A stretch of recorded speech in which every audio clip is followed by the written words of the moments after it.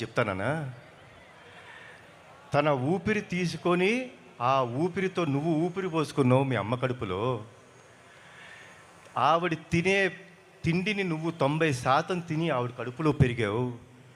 9 నెలలు ప్రతిరోజు, ప్రతి గంట, ప్రతి క్షణం, ప్రతి సెకండు ఆవిడ ఎంత బాధపడుతున్నా కడుపులో నువ్వు పెరుగుతుంటే ఓ చిరునవ్వు వేసుకొని వీడు బాగుండాలి, వీడి కోసం నేను బాగుండాలి అని చెప్పి ఎంతో ఆరాటంతో 9 నెలలు టార్చర్ పడింది నాన్న మీ అమ్మ నిన్ను కంటానికి.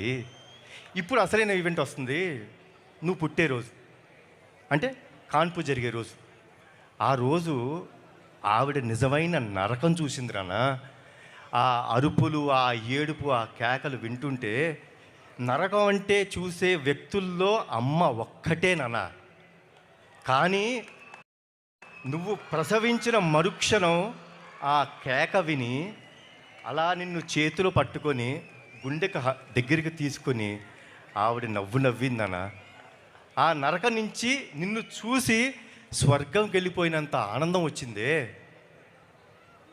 నీకు ప్రాణం పోయడానికి కోసం ఆవిడ ప్రాణాలు కూడా లెక్క చేయకుండా నీకు జన్మనిచ్చిందే. అలాంటి తల్లి నీకు టార్చర్ పెడతానన్న. నువ్వు ఆ తల్లి టార్చర్ పెట్టి బయటకు వచ్చావా అని అడిగిన వెంటనే కుర్రాడు అలా చూసి పరిగెత్తుకుంటూ వెళ్ళిపోయాడు ఇంటికి. పరిగెత్తుకుంటూ బాగా అదేంటో చిన్న దీంట్లో పరిగెత్తుకుంటూ వెళ్ళిపోయి అమ్మ ఎక్కడుందని ఎతుకుతుంటే ఆ పిల్లాడి రూమ్లో వాడి విసిరేసిన బట్టలు, ఇటు అటు పడేసిన చెప్పులు సర్దుతూ అలా ఉంది. అలా అమ్మ దగ్గరికి వెళ్ళి గట్టిగా కౌగిలించుకున్నాడు.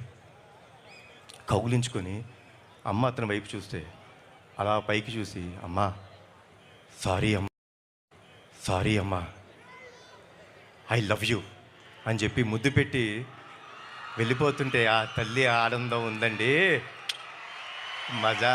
మిస్టర్